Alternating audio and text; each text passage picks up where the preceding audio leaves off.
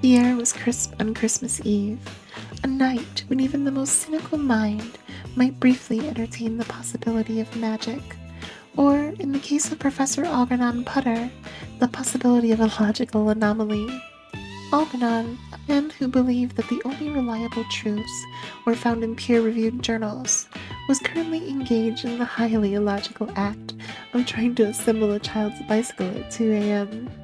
His 8-year-old son, Linus, was a firm believer in the empirical evidence of Santa's existence, namely the presents, a belief Algernon intended to uphold, despite his profound philosophical objections to the entire enterprise. "It is your duty to have a Merry Christmas," a voice in his head, sounding suspiciously like Kant, seemed to lecture him, as he struggled with the pedal that refused to thread correctly.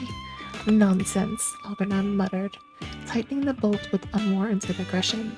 "Duty is a moral obligation, not a festive suggestion.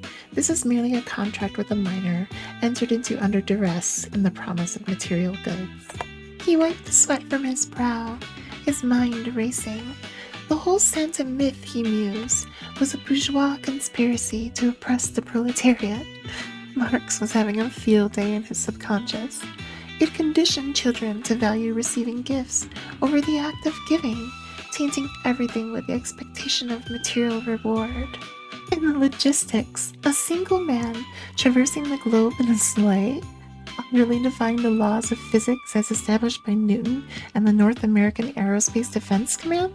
Just as he attached the final bell, a soft thump came from the roof, followed by the distinct sound of heavy boots. Algernon froze. He lived in a quiet suburban home for a decade, and it was most certainly not the cat. He grabbed a fireplace poker, his mind cycling through possibilities. Vandals? Thieves? Maybe a large, confused bird? He crept through the living room, peering around the corner. There stood a man, a large man, red suit, white beard, covered in soot, placing the final gift under a half-decorated tree. "Aha!" Algernon bellowed, pointing the poker with a shaky hand. The anomaly revealed. The man turned, a look of mild surprise on his face. "Evening, Professor. I trust the Jingle Jangle 5000 assembly is proceeding apace?" Algernon blinked. "You know my profession?"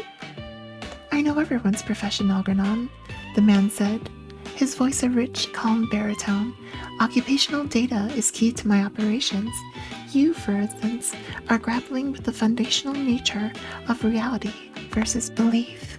"But the physics, the time zones, the reindeer," Algernon sputtered. Santa smiled gently. But you see, Algernon, the invisible hand will determine if Christmas is merry," he winked.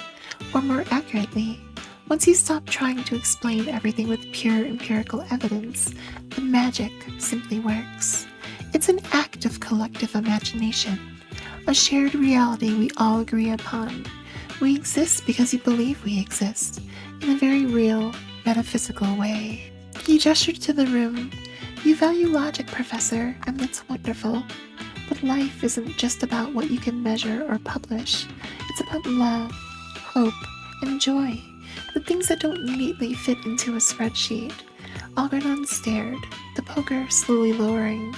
The man made sense. He was arguing for the power of shared narrative and emotional truth over cold, hard data. "So," Algernon started, a small, genuine smile touching his lips. "You're real, then?"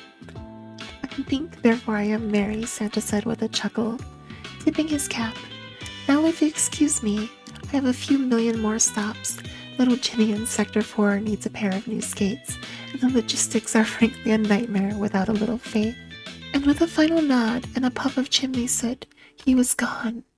Algernon returned to the bicycle, suddenly feeling much lighter. He finished the assembly in record time, realizing that perhaps the greatest gift of all was the ability to occasionally accept a little mystery. He left out an extra cookie for the mysterious stranger. Some things, he decided, were beyond the need for a citation.